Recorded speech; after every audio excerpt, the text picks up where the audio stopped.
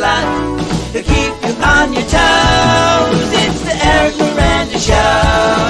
When he drank a lot, he would fight a lot. He might punch you in your nose. It's the Eric Miranda Show. There are people who would tell you he is crazy, but if you listen closely, he's unbelievable. He used to drink a lot, now he talks a lot. He'll keep you on your toes. It's the Eric Miranda, Eric Miranda, Eric Miranda Show.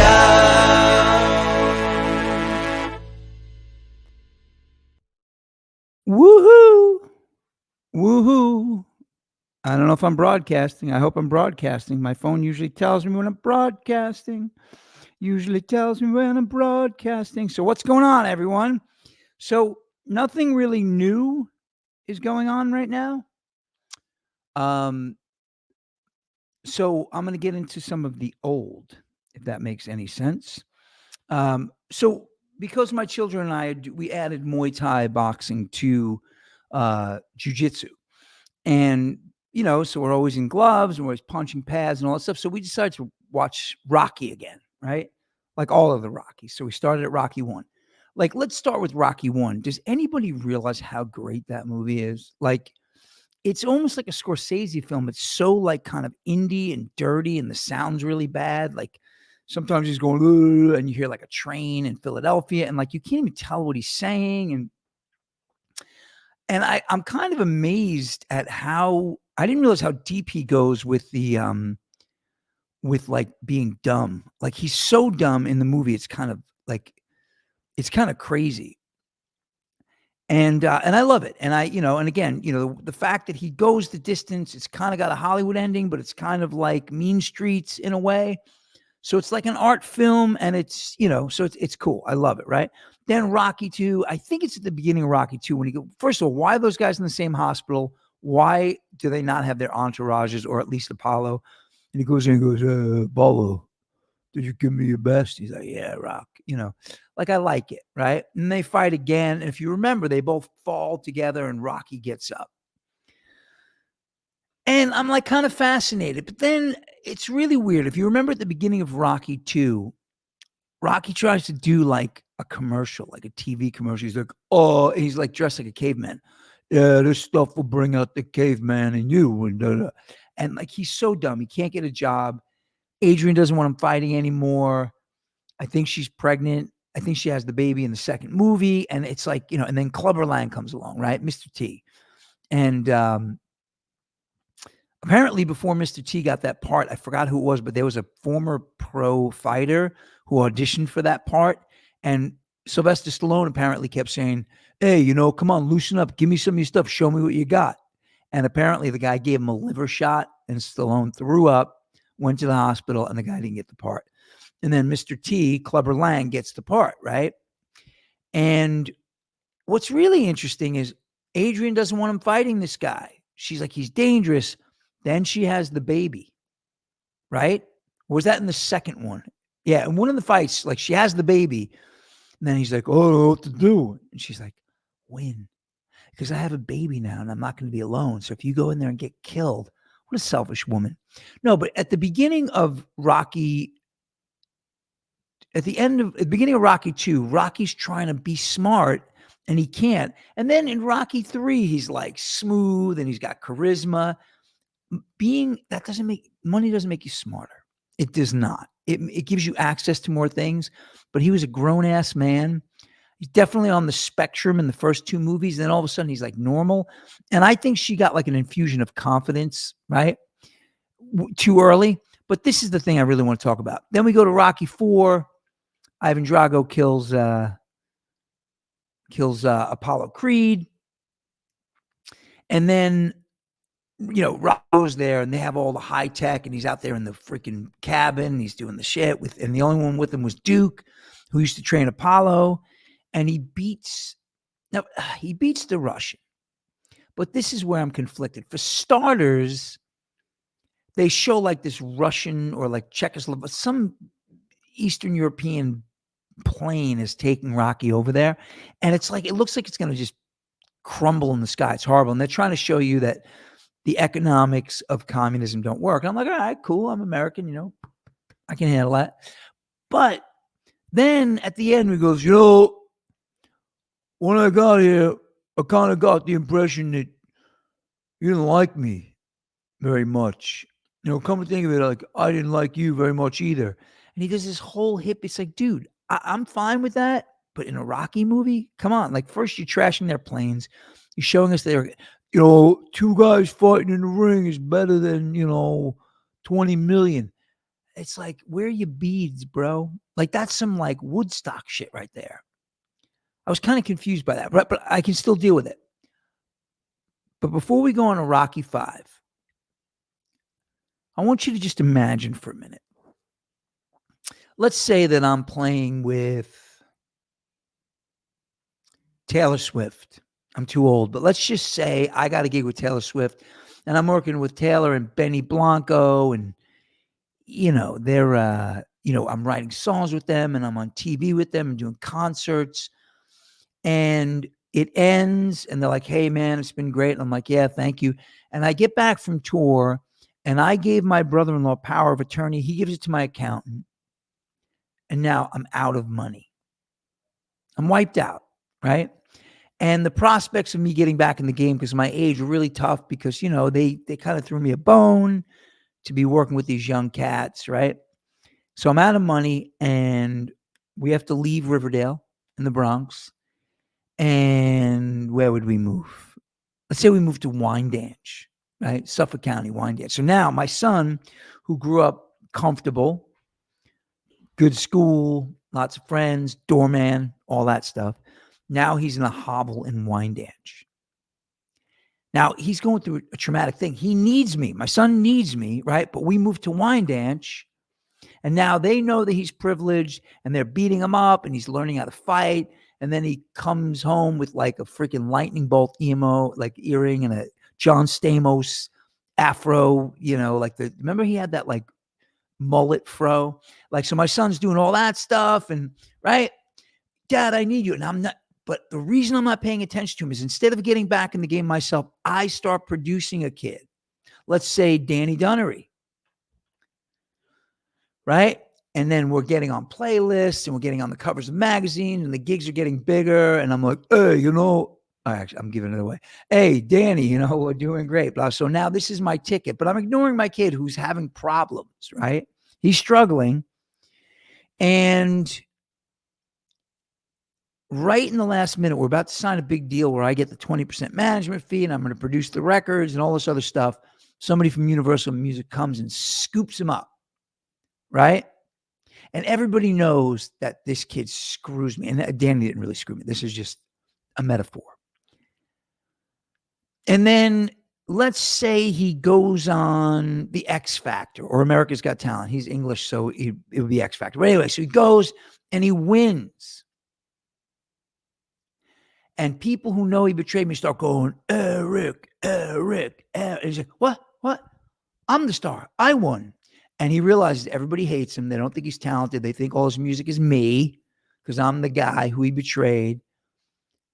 And he gets pissed. And his manager's like, oh, come on. You knew that Eric made you great, right?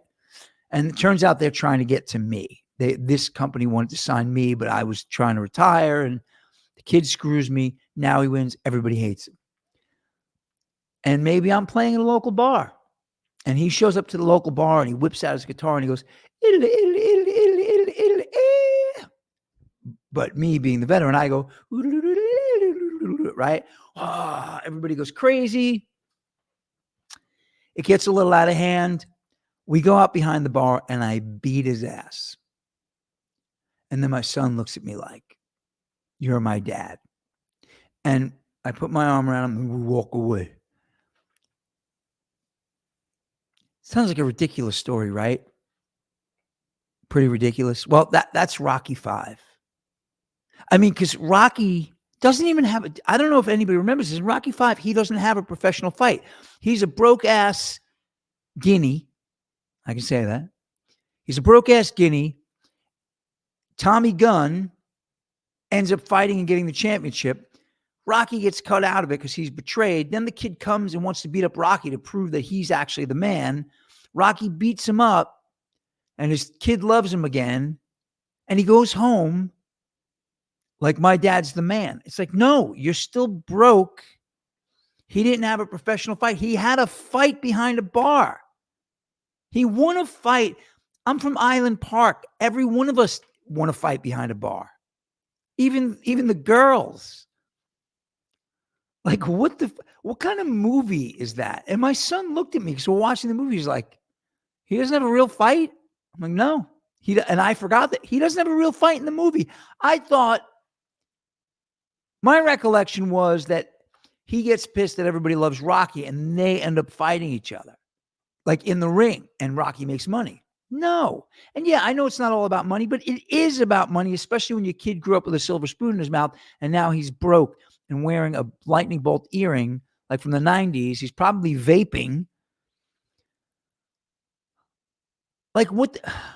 I don't know, guys. This is like, I'm perplexed by this because look, anytime you have like 18 movies in a series, by the way, the Creed movies are great. They're great. But I mean, it's going to go awry at some point, but that was bad. Like, I'm like, what did I just watch? That's like watching like the guy's down on his luck. And at the end, he's down on his luck. Nothing good happens. His son, you could say, oh, he reconciled with his son, but he was embarrassed into that because he got betrayed by this other guy. And his son should have been like, hey, bafangu, right?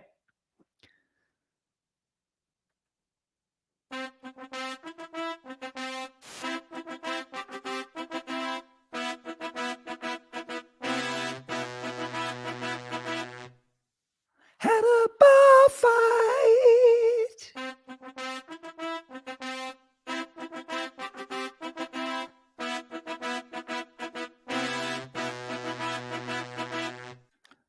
Had a bar fight.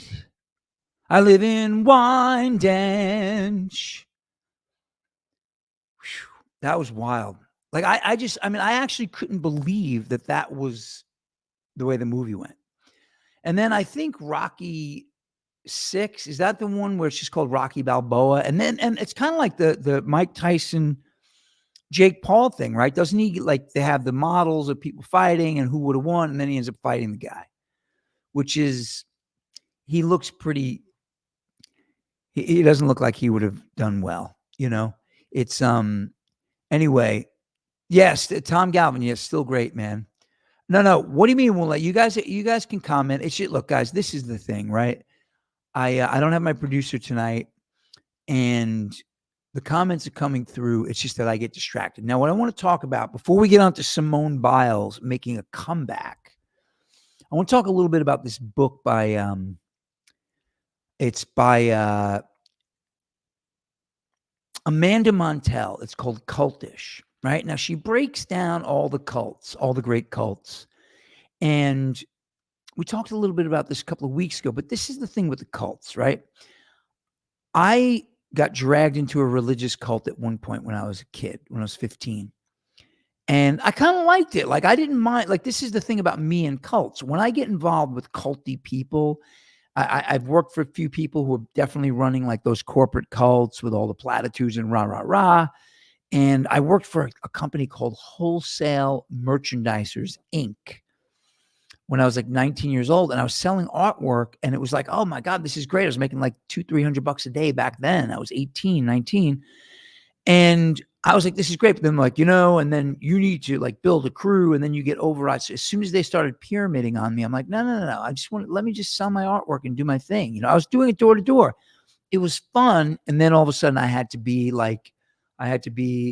up the pyramid, and I was good at it. I'm pretty fearless when it comes to selling. I don't care. I'll talk to anyone, and I liked the stuff I was selling. So I was able to kind of communicate that. But so I was kind of in that cult. So I was in a religious cult when I was 15. I was in a corporate cult but when I say I'm not in anything. If anybody from my high school remembers, I wanted to be in the Dukes from the time I was 13. And then I was in the Dukes for 3 months and quit. Because it was kind of cultish, and it was just like, I don't need groups of people. I like people, but I don't need groups. So when I'm in a cult, when I say I'm in a cult, I mean essentially that I don't mind the cool kind of culty language. Anyway, so this woman's book, she gets into, first of all, the only thing I knew about David Koresh is that the Justice Department really blew it, or the ATF, where they really blew it. They killed kids. They messed that up. So I kind of wasn't thinking about what a bad guy he is. Did you know this guy convinced his followers, the men, that they shouldn't be having sex with their wives, but he was having sex with their wives? That's a persuasive dude, man. That is something else, like for real. So there's something about cult language. Now, what this woman talks about, and I mentioned this a few weeks ago, she talks about thought-limiting cliches. She talks about the Scientologist. So if you say to like somebody up the ladder in Scientology, or I think it was the Scientology, one of the cults, if you say something like, hey, but so-and-so said that, but he did that. And they're like, yeah, why don't you sit with that? Like somehow it's always your fault. As the follower, you're wrong no matter what. And that's kind of messed up. And that's the way it works. And like, there's all, Lululemon apparently is a cult. Apparently when you work for Jeff Bezos, when you're high up, like they'll tell you you're stupid and cut you off. I'm like, who thinks I could, like, there's just no way if Jeff Bezos started yelling at me, I'd be like, dude, shove it. Like I would never keep a job at the expense of being like ridiculed or like talked down to. So I don't understand how people stay in cults. Like I've been in cults. As soon as they start doing culty things, I'm like, shut up. I had a religious leader tell me I shouldn't be listening to Led Zeppelin. And I'm like, tough. And then, I basically had, there was a challenge. And then I got into an altercation with somebody on his cult leader level a few months later. And then I was like, what do you guys got? Like, and they make you afraid that you're not going to get to whatever next level. I don't need to be at the next level. I am the next level. Like, I don't know what peer pressure is because I always was peer pressure. So that's kind of the way, but the language they use. Now, this is the thing, but I finally got sucked into a cult. You ready? I'm in the cult of everything's a cult because this woman convinced me. She used the term thought-limiting cliche. Now, I think thought-limiting cliche is, oh, you're a conspiracy theorist when you get into the cult of the established politics and the radical conspiracy theorists, right?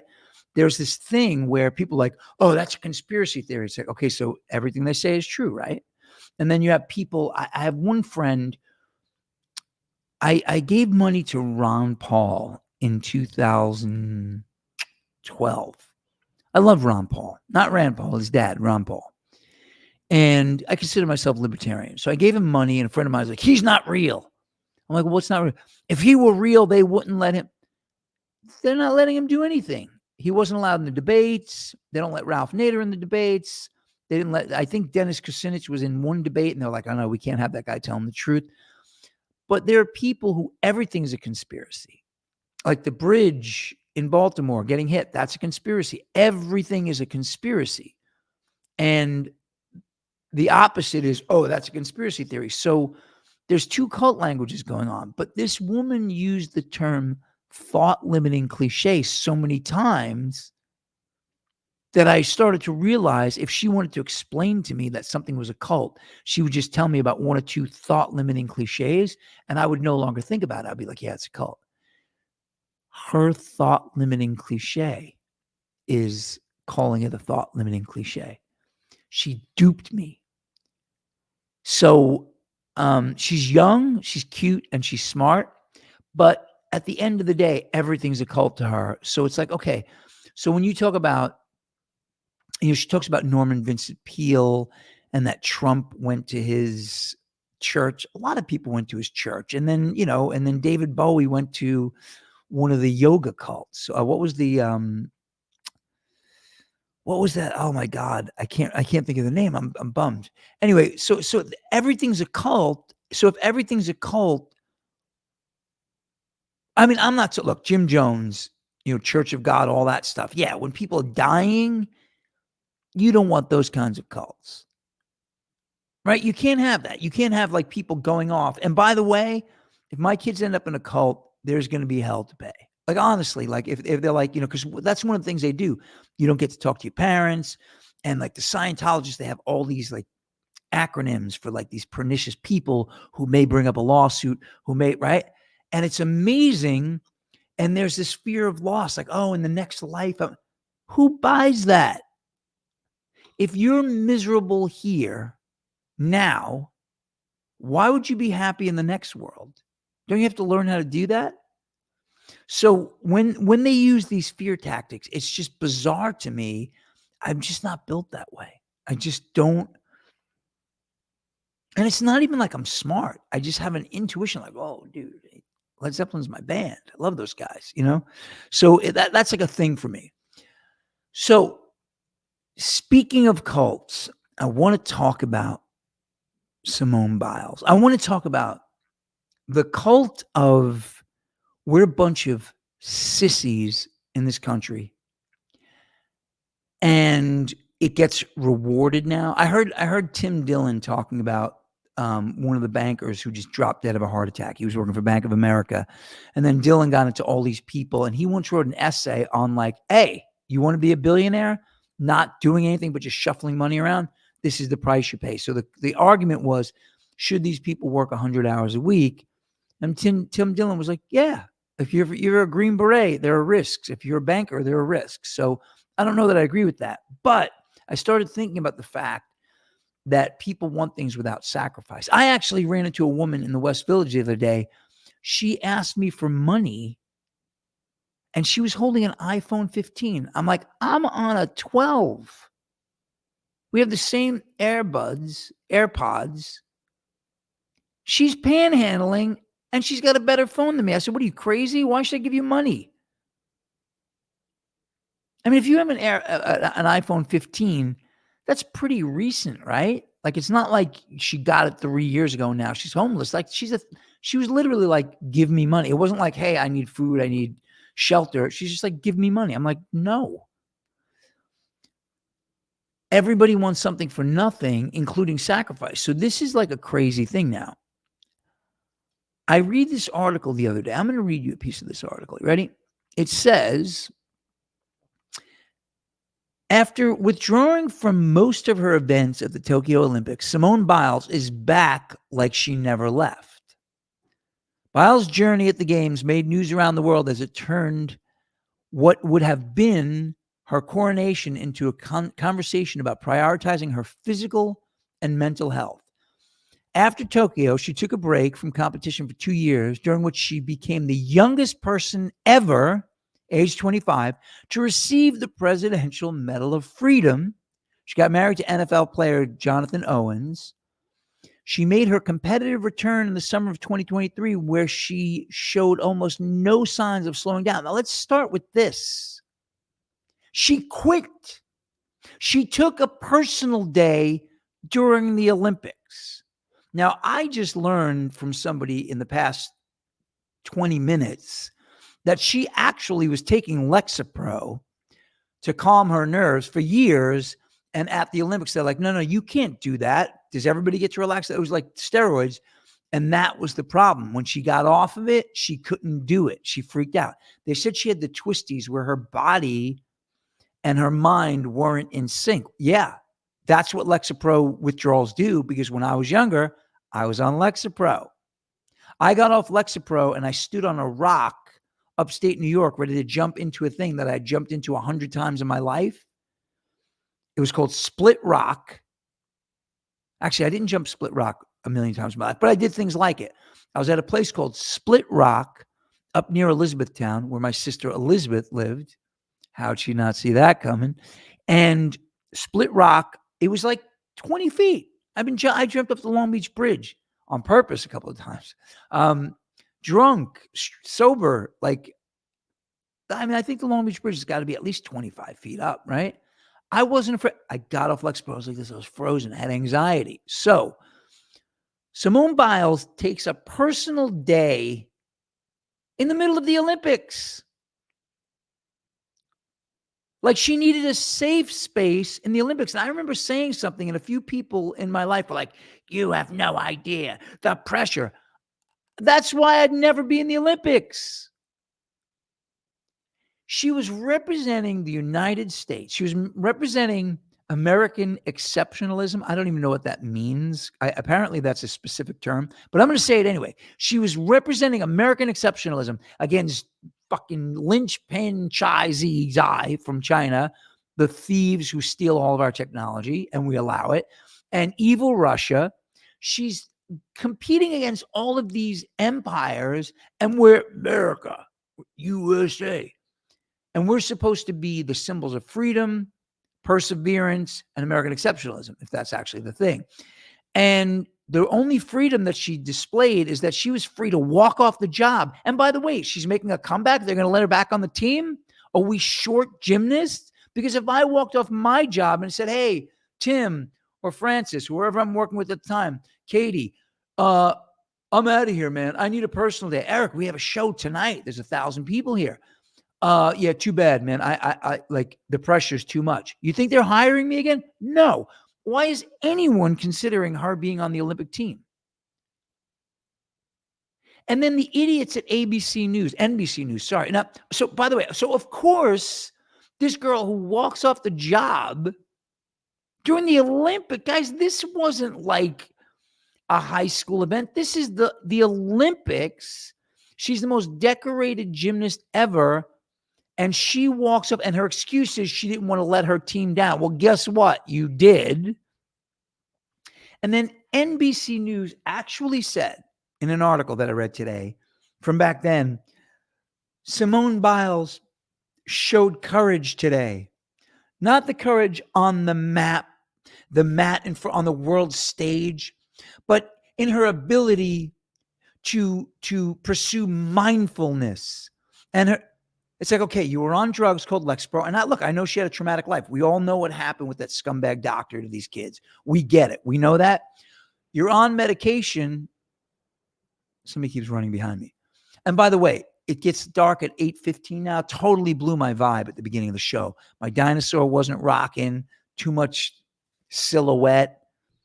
It's a good thing I cleaned the dining room table. Totally blew the vibe, by the way. So anyway, so Simone Biles quits her job in the middle of the Olympics. And they're saying that she was courageous. And then she's the youngest medal. What is it? What did I say it was? The Presidential Medal of Freedom. Hang on. Yeah. So she's the youngest person ever, age 25, to receive the Presidential Medal of Freedom. So we have empires who hate us, stealing our secrets, trying to beat us. We're almost in a war with Russia because these idiots in Washington think we should be fighting a war with Russia because that's a good idea. And now we're actually caving in and giving her the Presidential Medal of Freedom. Yeah, she was free to walk off the job. It's ridiculous. So now she's saying she's working towards the Paris Games. I say no. But the funniest thing to me is, apparently she's like, I didn't want to let my team down. And, and I think of all the young women of color and, and diversity, equity, and inclusion. And they're like, hey, Simone, we really appreciate that. We really do. We actually appreciate that you're out there for the young girls. But it just so happens that there's a girl named Suni Lee. She's... I can't even say this with a straight face. They say that Suni Lee, who ended up winning the gold, she replaces Simone Biles in the mat or whatever. They say she's the first Hmong American to ever win a gold medal.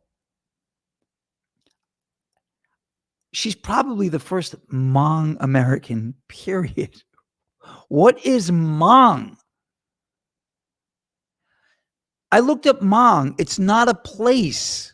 Hmong is not a place. They created this girl in the lab. They're like, hey, listen, Simone, when you leave, we have what this girl is to diversity, equity, and inclusion. What this girl is to the Rainbow Coalition is what a cheeseburger is to a roadside stand in the Midwest. Okay? This girl was the cheeseburger of DEI. I'm just telling you. Cute, little, brown, Asian, and a great gymnast. They created her in a laboratory. This is not a real person. They were like, we're going to, basically, this was a DEI hard on.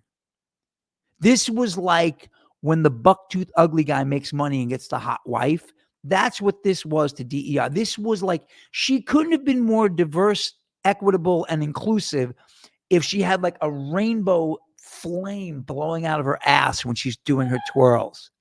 Hey, whoever's laughing in the background, stop. There's no way that you could get more DEI than this girl. She's the first Hmong American. Hmong is not a place. Hmong is a culture, and it's like a subculture. Like, so Laos, Vietnam, some parts in China, there are Hmongish people. Now, I read today when I was doing my Hmong research, I think it's Hmong, Hmong. So it's not even Hmong. I'm saying it like an American idiot. Hmong. It's actually like Hmong. Like you have to have like that diplosive, like Hmong, right? She's Hmong. Can you imagine like her doorbell? Ding, Hmong. like I don't know how to pronounce it, but it's Hmong. She's the first Hmong American to win a gold medal. Hmong's not a place. So then I started thinking, and then it says there are white Hmong, blue Hmong, and green Hmong, right? And those colors of the tribes are actually named after prominent women in the different cultures. So the different tribes. So if there was a very important woman, she would wear an orange dress or a blue dress. You're a blue Hmong. So these Hmong cultures, which isn't a place, are actually named after the colors of women's dresses, which is kind of cool that the women are prominent, right? And that they carry such weight. However, they sound like fucking hipsters. Like, can you imagine somebody saying, oh, I don't know, Arcade Fire Singer was the first hipster American to ever win a Grammy. Like, in other words, hipster isn't a place. It's not a race. It's not a religion. It's just what people think. So, hey, this woman is white Hmong because she wore white dresses. How do you become a Hmong American when it's ideas? Can you imagine like, hey, Tony is the first, Hoosier American to ever win fucking cornhole, whatever. It's insane.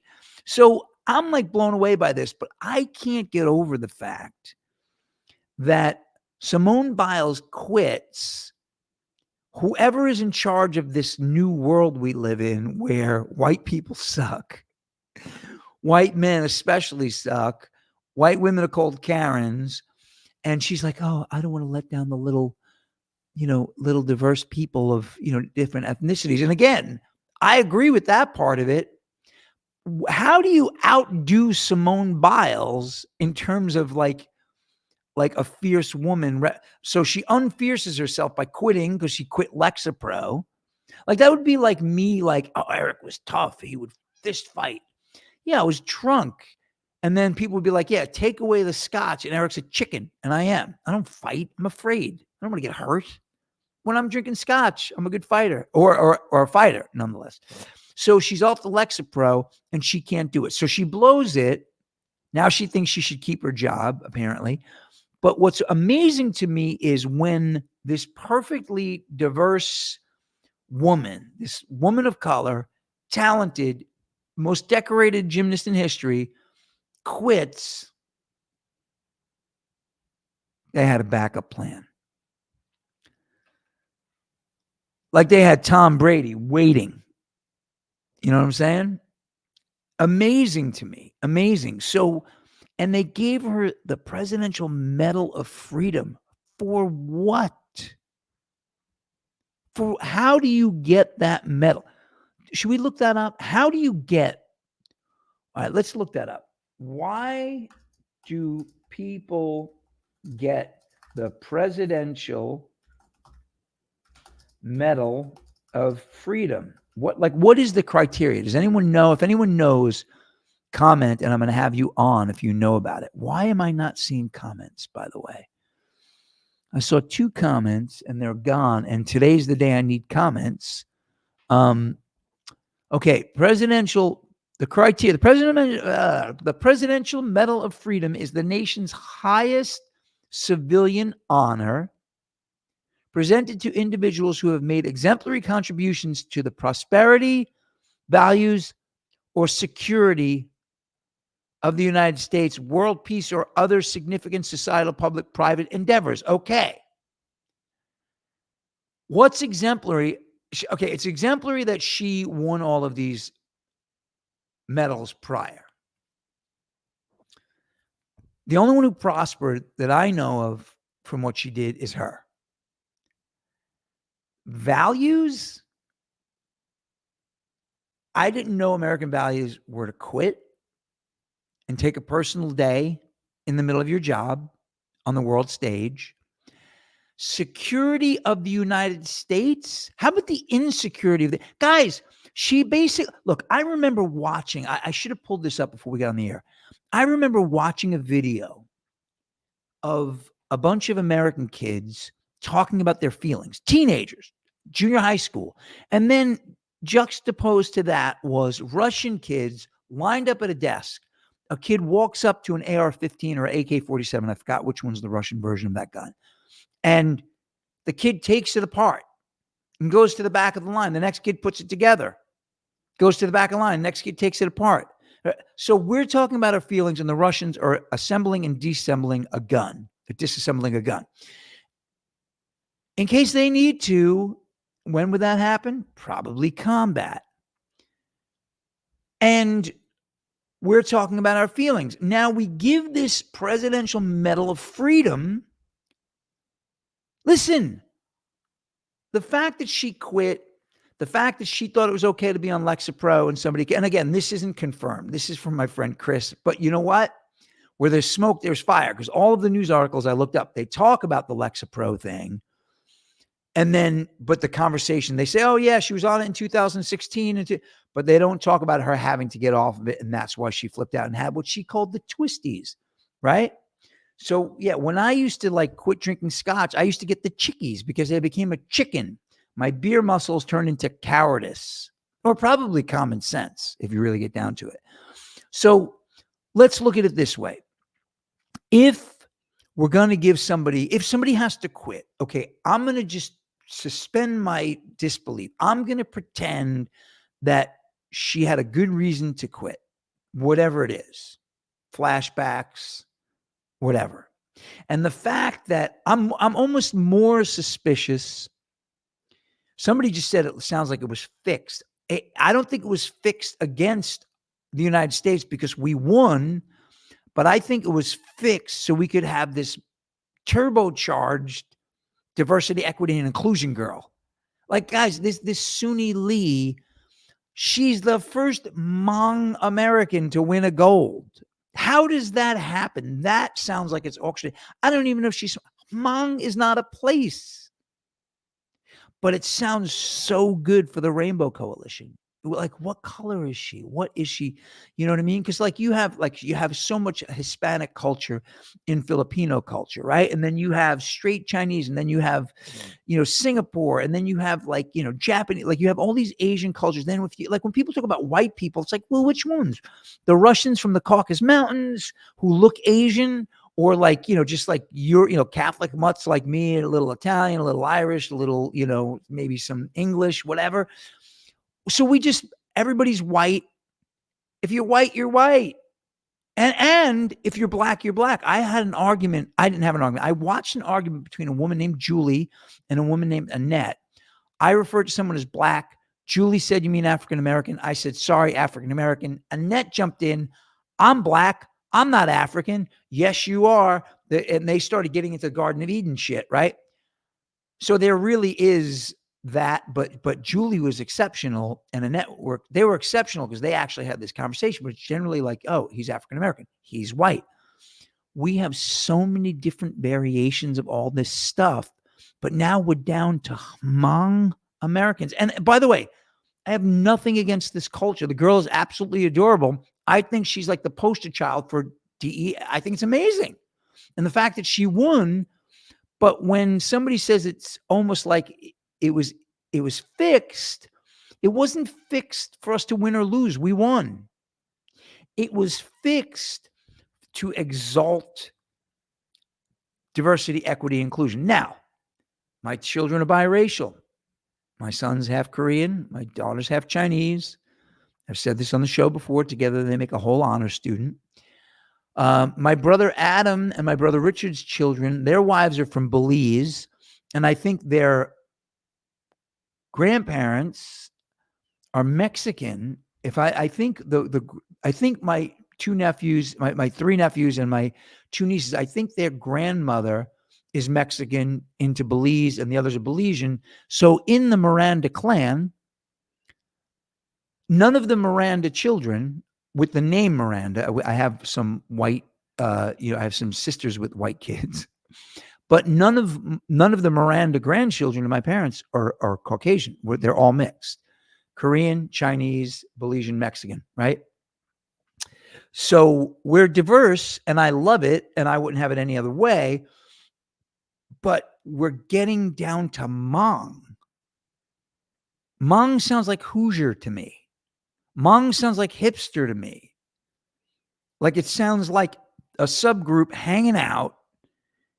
And again, I'm just trying to get my head around rewarding somebody for quitting, and then this perfect rainbow coalition thing happens. I know I'm getting canceled for this. I don't care. Because if I didn't say it here, I'm just going to say it to somebody's face. I have no issue with this. It's just that we rewarded somebody for quitting, and now she's saying she's going to work her way to the Olympics in Paris. And I'm like, why would we let her keep her job? Why? I want somebody on this show right now to hire me, and right when it's important, I'm going to quit. And 4 years later, I'm going to want you to give me my job back. Does that make sense? So, hey guys, speaking of diversity, equity, inclusion, Donald Trump is in the Bronx right now doing a rally.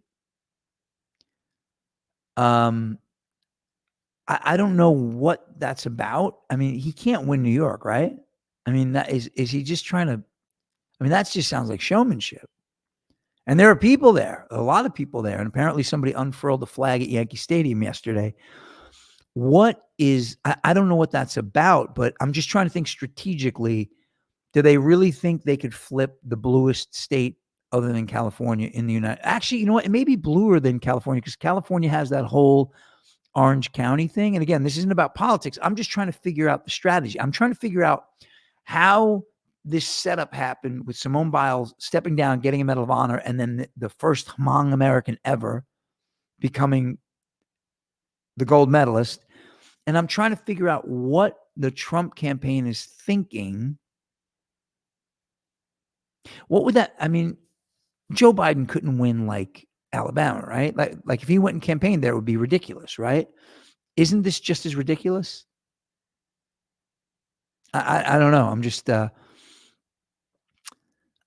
just trying to get my head around that. What else happened this week? So, all right. So we got the Hmong.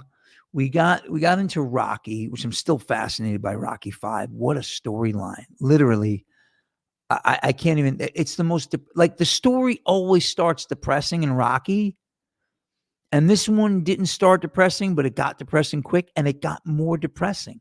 He walks off into the sunset with his son, broke, and the kid forgiving him for something that was kind of unforgivable. And it's funny, I mentioned Danny Dunnery as my example of me mentoring somebody. And one time, my son and my daughter were into this thing, and they asked me who my favorite child was. And they were both annoying me over and over with the same question. And I told them Danny Dunnery. And I think they hated Danny for a good year until they got old enough to realize it was just funny. And both of my children were born out of wedlock. Am I not supposed to? Is that like almost like AA anonymity? Am I breaking my anonymity right now or their anonymity? So we're watching this show called barbarians. And this Roman soldier said, the bastards. I don't know why Romans always have English accents, but the bastards. And Marcus said, Daddy, what's a bastard? I said, oh, that's when parents aren't married and they have a kid. And Kelly John looked at me and said, we're bastards? Yeah, it was a sad moment. Yeah, by the way, why do Romans always have English accents? If you're watching an American film, why can't they just have American accents? If you're watching a British film, they can have British accents, right? And Latin, they spoke Latin. I mean, is Latin closer to like modern Latin, like Latin languages, than English? I mean, I know they call them Romance languages, but is it like, can you imagine that? They should have Latin, they should have Spanish accents in all of the Roman movies. Ah, Senor Caesar, Pompey is coming to the shores of Alexandria. Hombre. Wouldn't that be great? Right? Fucking just have, like, they should just have, they should all speak Mexican. All of the Roman soldiers in these movies should speak Mexican because it's got to be closer to Latin than English, especially like the Queen's English, that highfalutin, Oh, I don't know. So, you know what? I actually want to listen to this again.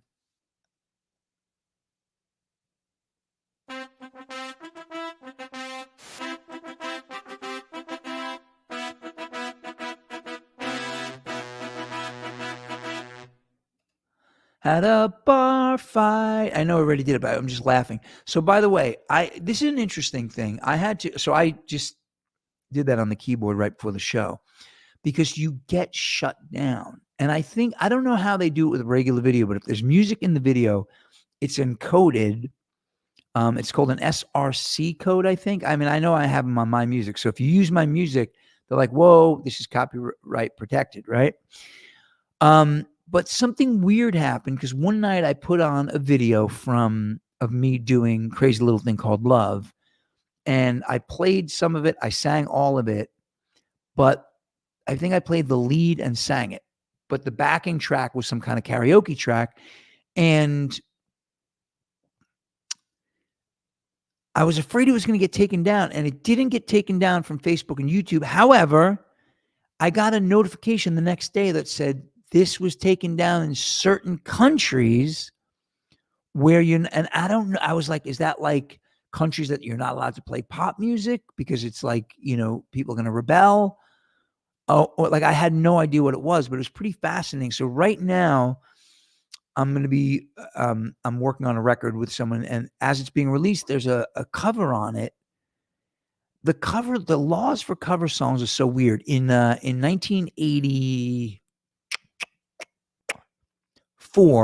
or maybe 7, if Chris Rael is watching this show, he can tell me.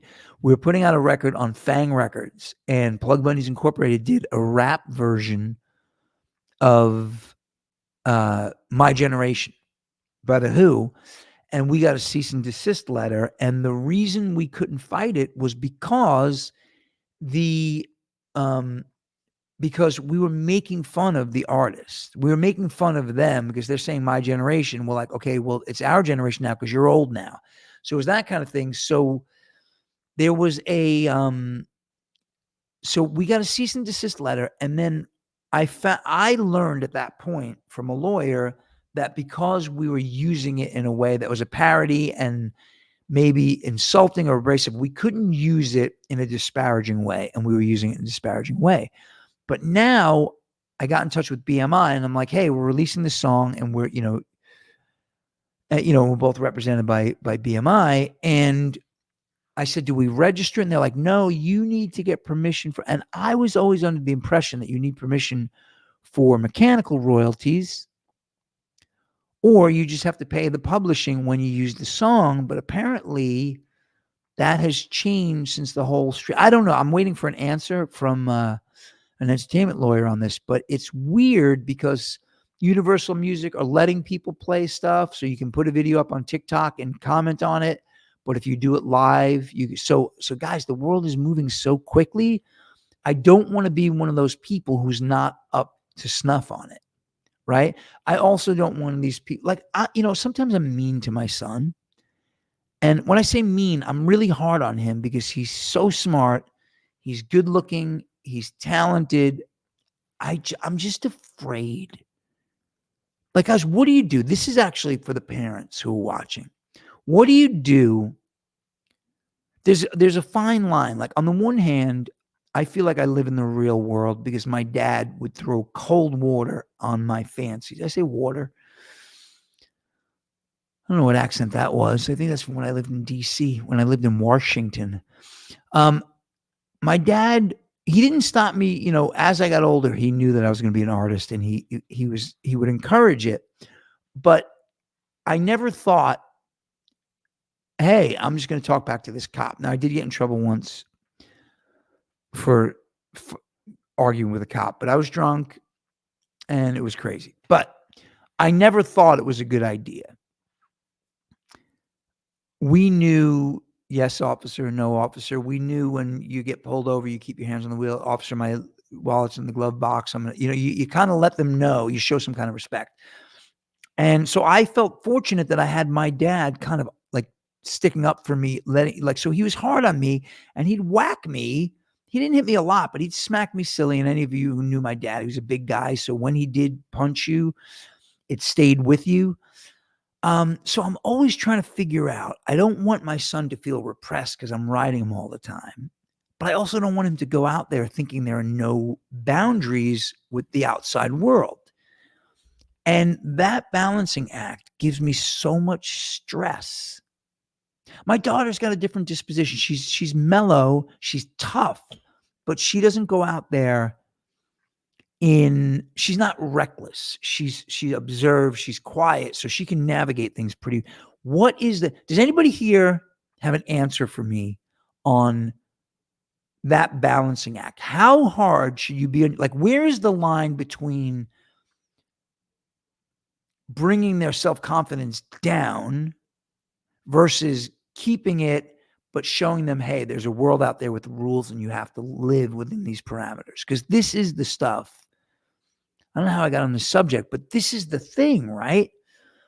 What is that? How much time do you let them stay on the devices? Right? I had a cousin, they weren't allowed to watch TV when they were kids. They didn't have a TV.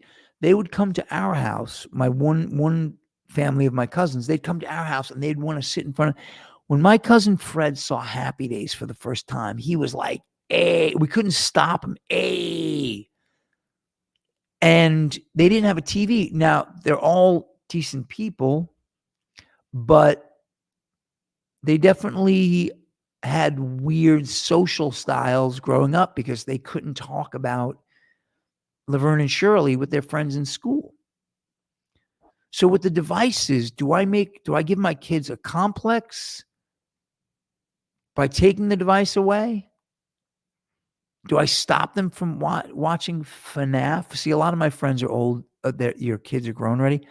FNAF, Five Nights at Freddy. Do you guys know what that is? Mandalorian. What happens if my son doesn't know what's happening with the Mandalorian? Does he get made fun of? I don't know. It's a tricky thing. But when Simone Biles quits in the middle, that's how I got on this. When Simone Biles quits in the middle of the Olympics, I'm having a bad day. She needed a safe space from greatness. She said her body rhythm and her mental rhythm and her physical rhythm weren't matching up. Yeah, I've been an artist my whole life. For most of my adult life, it wasn't that my physicality and my brain weren't linking up. It was my bank account and my rent weren't linking up. Like, I made sacrifices to be an artist. It wasn't easy, but I didn't just quit. By the way, I think I canceled one show in my life because I had food poisoning and I was just throwing up. Never canceled the show. I've gotten on stage where there was no reason to go on stage because there were 3 people there. You get up and you play. You annoyed the 3 people because they didn't come to see you. They just happened to be in the club. When you have a gig, you play the gig. Right? You get on stage as a comedian, which I've done. Should I play some of my comedy? Should I play one of my old stand-up routines? Nah, I'm not going to do it. When you get on stage, because some nights you get on stage on a Monday night at Caroline's, it's brutal. You have people who are pissed that it's Monday because they just had to go to work. They show up in a club, they're drinking scotch, they hate their wife, and you start telling jokes, you suck. Now, I usually handle them and I usually make them laugh, but that's a real thing. You don't get to just go home. Bill Burr once said the first time he went on stage, he started telling jokes and nobody laughed. And he was looking at the owner of the club in the wings. He's like, I'm leaving. And the guy's like, you can't. You'll never work here again. You don't get to walk out on your job. So how do I teach my kids that in a generation where everybody's telling them their feelings are more important than their obligations? And there are points when your feelings are more important. If you're going to have some kind of traumatic episode, and again, Simone Biles may have had that. It's not that she quit as much as the excuse making. She wasn't worried about letting her country down, but she was letting the other girls down. Fuck the other girls. They represent us.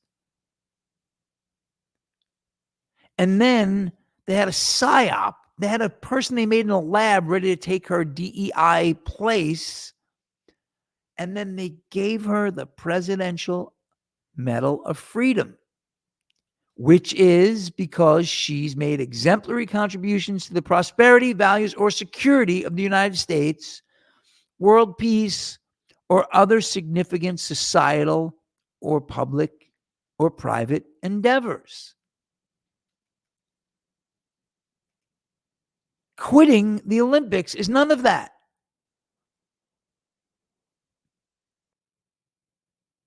Who prospered? I think China and Russia looked at that and said, they gave her the presidential, we won. You know, Ronald Reagan in his 1964 I'm not supposed to talk about politics, right? I'm going to talk about Ronald Reagan. Everybody likes Ronald Reagan. Even you people who say you hate him, everybody likes Ronald Reagan. He said they will win without firing a shot because by the time they're done, we will be weakened within. And that's it. When we quit our job as an Olympiad and we get the Presidential Medal of Freedom, the youngest recipient, what are you telling her generation? It's okay. Apparently, all of our medical students are failing. So we're going to have a generation of doctors who don't know medicine. They're going to Google it. This is what's going on. This is what's going on. So this isn't political. This is everybody needs to be together on this. Everybody needs to stop making excuses. I saw 3 people sign off when I said everyone likes Ronald Reagan. That was a protest vote. Well, that's it. So we're coming up on the top of the hour. I think next week, before I switch to Saturdays, because of the sunlight behind me, which blew my vibe, I think I'm going to have to start at 8:15 next week. By the way, I see good numbers tonight. I've seen a lot of people on. I can tell who's doing what. Like I can tell how many people are watching at a time. This is nice. You guys rock. What I don't understand is a few people wanted to make comments. I was open to the comments. And for some reason, only 3 of them came through. And one of them said, won't let me comment. I don't know if, I wonder if my producer, Magila, I wonder if they set something last week to limit the comments. Because I get distracted. I mean, it's actually better. I see 3 comments. One of them was still great. And I'm assuming Tom Galvin was talking about the first Rocky movie. The first Rocky movie is amazing. But how dumb, hey, Mr. Tiger, she's going to marry me. She said, yes. She think you can get the day off. It's like, really? Okay, the producer just said, nope. I'm going to end with this. A friend of mine, his brother Tony, comes on here and watches. He passed away a few years ago. I don't know if you guys remember Chris Sacchiola, but we were taking a train to Queens, and I needed to buy cigarettes when I smoked back in the day. And I think we were on Quaaludes, and I said, Chris, give me a cigarette. He said, nope. I said, Chris, we're going to get to Jamaica Station, and I'm going to buy cigarettes. Just give me a cigarette. I'll give it back to you. He goes, nope. I said, Chris, give me a cigarette. And he went, nope. You can't yell nope. You can't yell nope. You can yell no. You can yell no way. You can't yell nope. Until next time, folks. Peace and love.